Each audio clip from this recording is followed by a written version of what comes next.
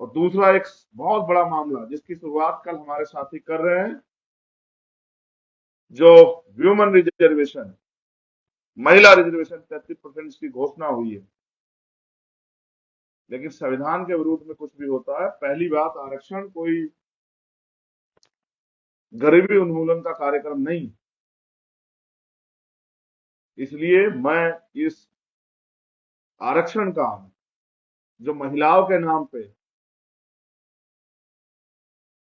ताकतवर लोगों को, ऊंची जातियों की महिलाओं को देने का काम किया गया, मैं इस आरक्षण का कठोर विरोध करूंगा। मैं उन नेताओं में से नहीं जो समाज की ठगी होती रही और हम लोग बैठ के देखते रहे।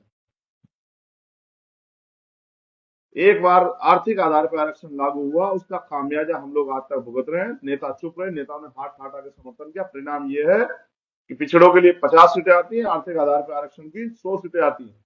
उनका बैकलॉग सो गया, पता नहीं कैसे। दलित आदिवासियों की 40 सीटें आती है, आर्थिक आधार पर आरक्षण वालों की 80 सीटें आती हैं। और जबकि अगर आप शासन प्रशासन में उनका प्रतिनिधित्व चेक करवाओगे तो वो 60 से 70% मिलेगा। ये जो खेल है, उन नेताओं ने स्वीकार किया, हम लोग स्वीकार नहीं करेंगे। 30 तारीख में हमारे साथी जिस आंदोलन की शुरुआत कर रहे हैं, मैं उसका समर्थन करता हूं। अब इस यात्रा के बाद बढ़ चढ़ के दिल्ली और देश भर में हम लोग इसके खिलाफ आंदोलन चलाएंगे, तब तक जब तक इसमें दोबारा से SC, ST, OBC और माइनॉरिटी की महिलाओं को 33% रिजर्वेशन में उनकी आबादी के हिसाब से हिस्सेदारी नहीं मिलती। आप क्या करना चाहते हैं? 33% महिलाओं के नाम पे अपने परिवार की महिलाओं को लाके लोकसभा विधानसभाओं में, और 17% खुद वोट हासिल करके 50% का पैमाना बना के आप क्या करना चाहते हैं?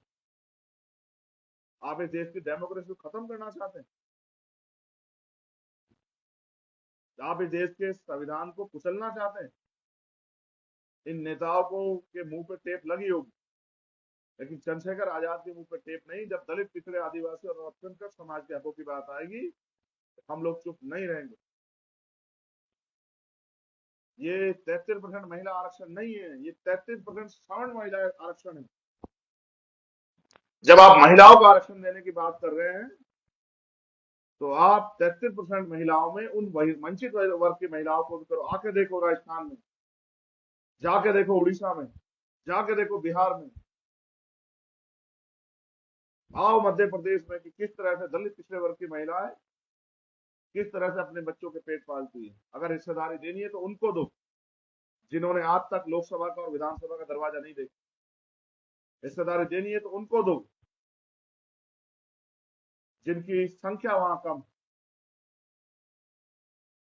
हिस्सेदारी का नाम लेके जो ये बीजेपी ने खेल खेला, और तमाम लोगों ने उनका समर्थन करके कहा इस वजह से कि महिला विरोधी। हम नहीं है महिला विरोधी।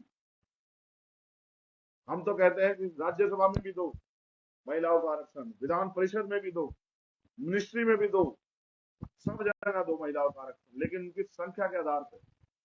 और अगर आपको लोकतंत्र का सच जानना हो, तो आज की जो जितनी लोकसभा में सांसद हैं और विधानसभा में विधायक हैं, आप उनकी संख्या उनकी जाति के आधार पर तय कर लो, तो आपको पता लग जाएगा कि किन वर्गों की महिलाओं का प्रतिनिधित्व वहां नहीं।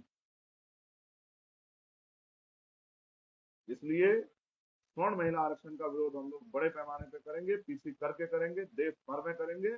और जब तक इसमें दलित, पिछड़ी, आदिवासी और हमारे अल्पसंख्यक समाज की बहनों को अधिकार नहीं मिलते, हिस्सेदारी नहीं मिलती, तब तक हम लोग इसको लागू नहीं होने देंगे।